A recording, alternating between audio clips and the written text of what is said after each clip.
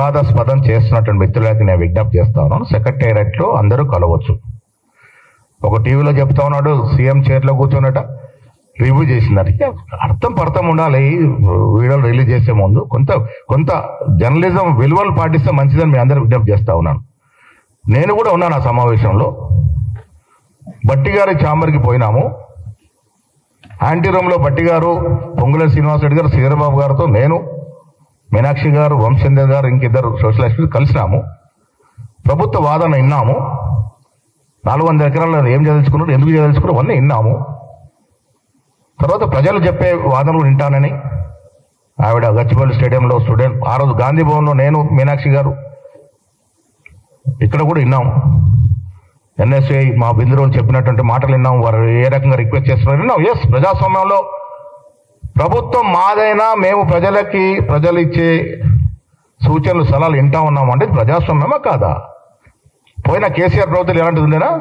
ఎన్ని ఎకరాలు బుల్డోజ్ చేశారండి, ఎన్ని వేల ఎకరాలు బుల్డోజ్ చేశారు హైదరాబాద్లో. ఇదే కిషన్ రెడ్డి, ఇదే లక్ష్మణ్, ఇదే సంజయ్ గారు నోర్లు మూతలు పడలేదు. అప్పుడు ఇవాళ మాట్లాడుతూ ఉన్నారు. మాది ప్రజాస్వామ్యం కాబట్టి వినడానికి వచ్చింది మీనాక్షి నటరాజన్ గారు. వింటా ఉన్నాం, ఏం చేయాలో అలా ఆలోచిస్తూ ఉన్నాం. ఇవాళ ప్రస్తుతం కోర్టులో ఉంది అది. ఒక పేపర్లో వచ్చింది నన్ను వద్దన్నారని, మీనాక్షి గారు నన్ను వద్దన్నారని. నేను శ్రీరామనవమి కోసం ఊరికి పోతా ఉంటే నెక్స్ట్ రోజు అది వద్దనే వాళ్ళు మొదటి రోజు వద్దనాలి కదా, మరి మొదటి రోజు నన్ను ఎందుకు కూర్చోబెట్టుకున్నారు? నేను మీనాక్షి కదా కలిసింది.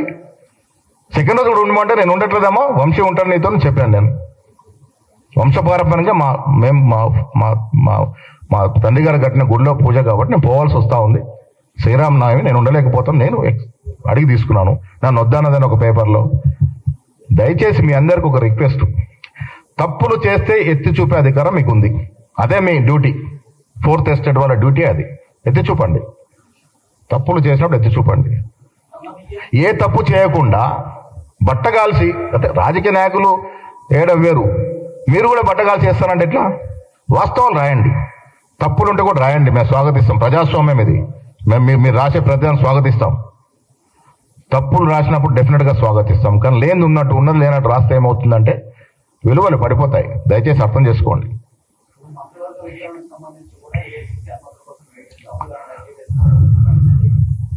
అంటే ఇది జనరల్ ప్రక్రియ అండి. మాది రీజనల్ పార్టీ కాదు. మాదేమన్నా టీఆర్ఎస్ పార్టీ అన్ని ఫామ్ హౌస్లో నిర్ణయాలు అవడానికి. ఇది జాతీయ పార్టీ. ఏ నిర్ణయం తీసుకున్న జాతీయ కోణంలో ఆలోచించాలి, రాష్ట్ర కోణంలో ఆలోచించాలి. అన్నీ ఆలోచిస్తే చేసుకుంటాము. జాతీయ పార్టీ కదా మాది. జాతీయ నాయకుడు ఉంటాడు, మాకు జాతీయ అధ్యక్షుడు ఉంటాడు, జాతీయ మాకు యువ నాయకుడు ఉన్నాడు. అంత సమిష్టి కలిసి నిర్ణయం చేసుకుంటాం. నేను మళ్ళీ అడుగుతా ఉన్నాను, వాళ్ళు మాట్లాడే ముందు వాళ్ళ వెనుక వీపు చూసుకోవాలి కదా. బండి సంజయ్ గారు అమిత్ షా కాదని టిఫిన్ కూడా చేసే పరిస్థితి ఉంటుందా? పొద్దున అక్కడ మెసేజ్ వస్తేనే టిఫిన్ కూర్చుంటాడు. మెసేజ్ వరకు వెయిట్ చేస్తూ ఉంటాడు పాపం. మెసేజ్ రాగానే ఎస్ యూ గో ఎట్ అంటే తప్పుడు తింటాడు.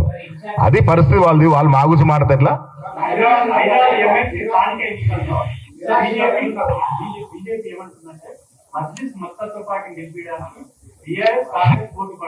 మేము ఎక్కడ నేను చెప్పామో మజ్లిస్కి పార్టీకి మద్దతు ఇస్తున్నామని. మాకు సంఖ్య లేదు కాబట్టి మేము పోటీలో లేము. మాకు సంఖ్య లేదు కాబట్టి మేము పోటీలో లేము. మేము ఇంకా దాని మీద నిర్ణయమే తీసుకోలేదు మద్దతు విషయంలో. వారికి వారే ఊహించుకొని మాట్లాడుకుంటే ఎట్లా? వాళ్ళు ఏ మద్దతు ఉందని, ఏ మద్దతు దొరుకుతుందని మద్దతు సంఖ్య లేకుండా ఇలా నామినేషన్ వేశారు. ఇది తొండితనం కదా? సంఖ్య లేకుండా ఎట్లా నామినేషన్ వేశారు? ఎవరు మద్దతు తీసుకొని గెలుస్తాం అనుకుంటున్నారు? వాళ్ళు జవాబు చెప్పాలి ఫస్ట్. మాకు సంఖ్య లేదు. ఎస్, సంఖ్య లేదు కాబట్టి మేము ఇలా పోటీలో లేము.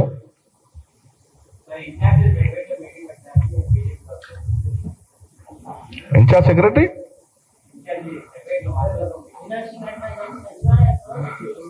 రివ్యూ అదే అక్కడే మీరు దాన్ని అర్థం చేసుకోవాల్సిందంటే, ఇన్ఛార్జ్ సబ్ కమిటీ ఏది ముఖ్యమంత్రి గారు వేసినారో వారిని కలిసి SU 400 ఎకరాల విషయంలో వారు ఏం చెప్తారో వినడానికి సెక్రటరీ పోయినాము. It's not at all A review meeting. బట్టి గారు ఛాంబర్లో యాంటీ రూమ్లో కలిసి చెప్పడం జరిగింది. వారు ఇచ్చే వివరణ వారు మంత్రి వాళ్ళు ఇచ్చారు. ఏ రకంగా ఇది జరిగింది, ఎప్పటి నుంచి ల్యాండ్ ఎట్లా ఉంది, ఇది అసలు ల్యాండ్ చంద్రబాబు నాయుడు గారు IMG భారత్కి ఇస్తే ఆనాడు రాజశేఖర రెడ్డి గారు దాన్ని రద్దు చేశారు. తర్వాత కోర్టుకు పోయిన ధర్మిలా అది ఇవాళ ప్రభుత్వానికి ఏ రకంగా వచ్చింది ఇవన్నీ చెప్పడం జరిగింది. మీనాక్షి నటరాజన్ గారు వారి వాదన విన్నారు. స్టూడెంట్స్ ఒక వాదన విన్నారు, సివిల్ సొసైటీస్ ఒక వాదన విన్నారు. ప్రజాస్వామ్యం నమ్ముకునే పార్టీ కాబట్టి అందరి వాదనలు వింటాము కూడా.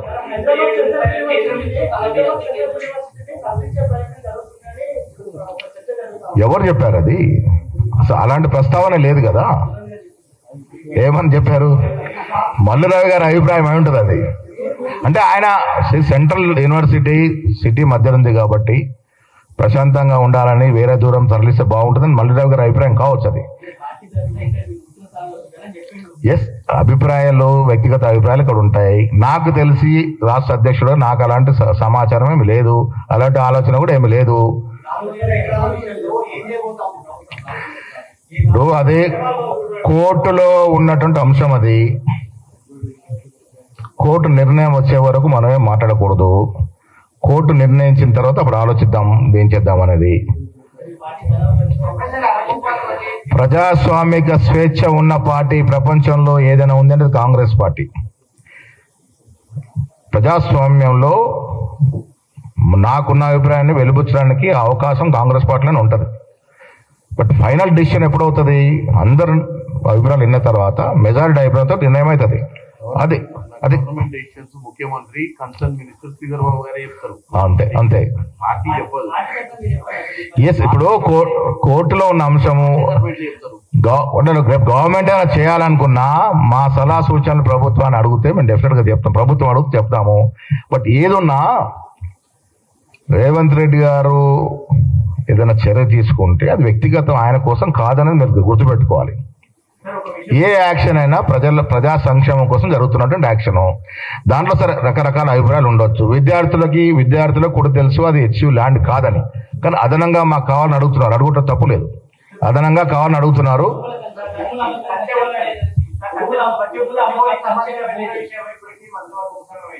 అవును,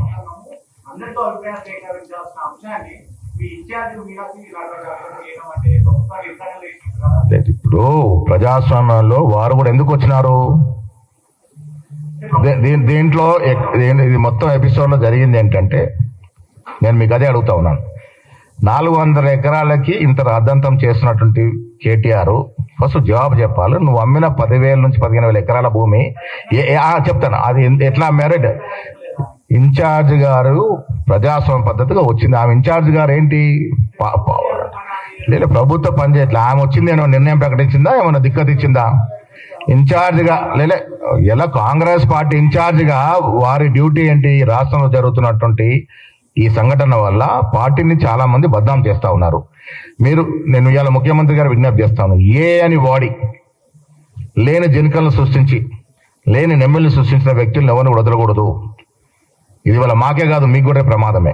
వ్యక్తిగత స్వేచ్ఛకు భంగం కలిగించే విధంగా ఏ టెక్నాలజీ వాడి లేనిది ఉన్నట్టుగా, లేని జంతువులు ఉన్నట్టుగా, లేని పీకాక్స్ ఉన్నట్టుగా ఎవరైతే చిత్రీకరించారో వారిని డెఫినెట్ గా వారి మీద క్రిమినల్ చర్యలు ఉండాలి.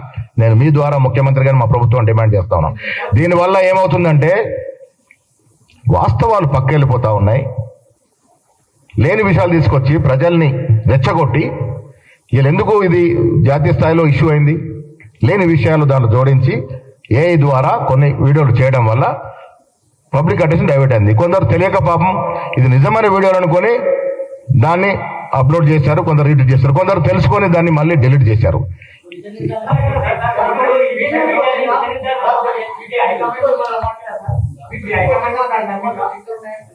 ఇప్పుడు నెమళ్ళు అనేది ఢిల్లీలో బండి సంజయ్ ఇంట్లో కూడా ఉంటాయి. నెమళ్ళు సంచరిస్తూ ఉంటాయి, వాటి జగన్ వాడు ఉండాలి, వాటిని పరిరక్షించాలి, దాంట్లో అనుమానం లేదు. జింకలు బుల్డోజర్లు తిరుగుతూ ఉంటే జింకలు ఉరుకుతున్నట్టుగా అసలు ఆ ప్రాంతంలో ఇప్పుడు ఈ 400 ఎకరాల ప్రాంతంలో జింకల సంచారం లేదు. నెమళ్ళు వస్తాయి, వాళ్తాయి, పోతాయి. లేని సృష్టించి ఇది ఈ రకంగా ప్రజల యొక్క అటెన్షన్ డైవర్ట్ చేయడం అనేది తప్పు.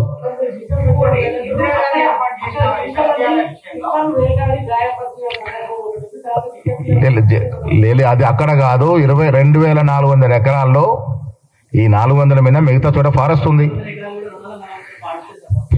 సైడ్ పార్టే కదా. ఏది ఏమైనా ఇప్పుడు కోర్టులో ఉన్న అంశము డెఫినెట్ గా దాని గురించి కోర్టు నిర్ణయం అయిన తర్వాత ఆలోచిద్దాము. 100% మేమే తీసుకుంటాము. పర్యావరణాన్ని కాపాడడం కానీ మొత్తం పర్యావరణాన్ని నాశనం చేసి పోయిన టీఆర్ఎస్ 10 years లో పర్యావరణాన్ని నేచర్ని కుల్లగొట్టిపోయితే దాన్ని రిపేర్ చేసే పనిలో ఉన్నాము. కాంగ్రెస్ పార్టీ మేనిఫెస్టో 43లో న్యాయపత్రాన్ని రిలీజ్ చేశారు. ఎన్విరాన్మెంట్ ని ప్రొటెక్ట్ చేస్తాము, ఫ్లోరా అండ్ ఫారా ని అట్లే కాపాడుతామని చెప్పి ప్రామిస్ చేశారు. దాని మీద నిలబడుతున్నారా లేదా? 100% నిలబడతాము. మోడీ గారు ప్రధానమంత్రి అయిన తర్వాత రేపే మీకు లెక్కలు ఇస్తాను. అస్సాంలో, మణిపూర్లో, అరుణాచల్లో పర్యావరణానికి విఘాతం కలిగే చర్యలు ఎన్ని చేపట్టినారో మోడీ గారు ప్రధానమంత్రిగా రేపు మీకు లెక్కలు చామల కిరణ్ రెడ్డి గారు ఇస్తారు. రేపు మళ్ళీ ప్రెస్ మీట్ పెట్టి 12,000 కోట్ల రూపాయలు రుణం తీసుకున్నారట హెచ్సియు ల్యాండ్ గురించి ఐసిఐసి ద్వారా. దాని గురించి మీకు ఏమైనా సమాచారం ఉంటుంది. ఇప్పుడు గవర్నమెంట్ ప్రక్రియలు ఇవన్నీ భాగంగా ఉంటాయి. గవర్నమెంట్ నడవాలన్నప్పుడు చాలా రకరకాల నిర్ణయాలు తీసుకుంటా ఉంటారు. సంక్షేమం కోసం కదా. మహేష్ గౌడ్ ఇల్లు కట్టుకోవడానికో, రేవంత్ రెడ్డి గారు ఇల్లు కట్టుకోవడానికో, చామల కిరణ్ రెడ్డి గారికి ఏదైనా ఫామ్ హౌస్ కట్టడానికి తీసుకోవాలి కదా. ప్రజల కోసం, ప్రజా సంక్షేమం కోసం జరుగుతూ ఉంటాయి. ఏం చేయమంటారు చెప్పండి. నేను మీ ద్వారా అడుగుతా ఉన్నాను. 6.5 లక్షల కోట్ల అప్పులో పడేసి పలాయనం చిత్తగించిండు పలానా నాయకుడు. ఇలా 6.5 నుంచి 7,000 కోట్లు నెల తిరగగానే 28 తారీఖు రిజర్వ్ బ్యాంక్ లాక్కుంటది. 6,500 కోట్లు ఇంట్రెస్ట్ చెప్తున్నారు. And instalment. 6,500 కోట్లు జీతపత్యాలు పోతే 5,000 కోట్లతో ఈ రాష్ట్ర ప్రభుత్వం నడుపుతా ఉన్నాం.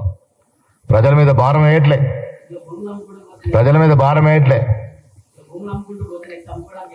భూములు అమ్ముకుంటూ పోయేది మా ఎజెండాలో లేదు.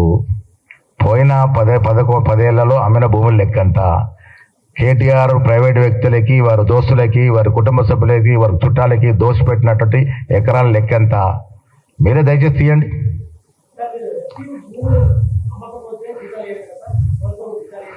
ఇవన్నీ జీతాలు ఏ తారీఖు వచ్చేవి కేసీఆర్ టైంలో, వీళ్ళు ఏ తారీఖు జీతాలు పడుతున్నాయి అది కూడా మీరు అప్డేట్ చేయాలి కదా.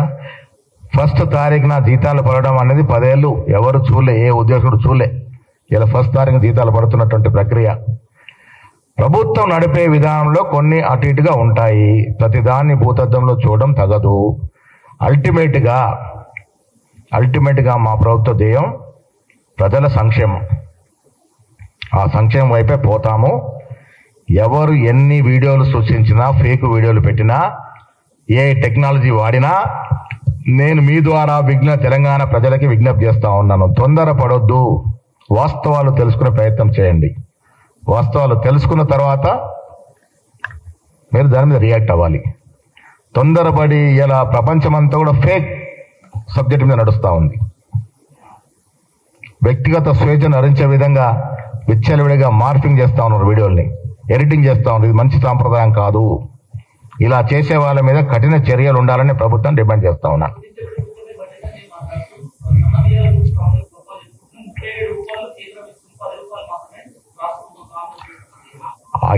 ఆ కేంద్రం ఇస్తున్న డబ్బులు ఊరికే ఇస్తుందా, మనం ట్యాక్సులు కడితే ఇస్తుందా?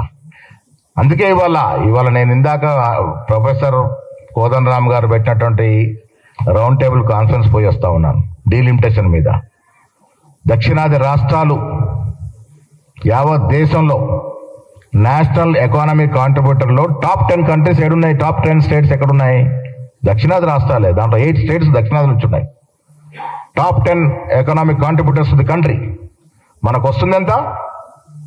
మనం ఇస్తుంది ఎంత? మనకు వస్తుంది ఎంత? గుజరాత్ ఇస్తుంది ఎంత? గుజరాత్కి వస్తుంది ఎంత? ఉత్తరప్రదేశ్ ఇస్తుంది ఎంత? ఉత్తరప్రదేశ్కి వస్తుంది ఎంత? మణిపూర్, మిజోరం నేషనల్ కాంట్రిబ్యూట్ చేస్తుంది ఎంత? వాళ్ళకు వస్తున్న వాటా ఎంత? ఇట్లా లెక్కలు వేసుకున్నప్పుడు దక్షిణాదికి తీరని అన్యాయం జరుగుతూ ఉంది. రేపు సీట్ల కోత పెడితే కూడా తీరని అన్యాయం జరుగుతుంది. కాబట్టి మేము ఎదిరిస్తూ ఉన్నాము.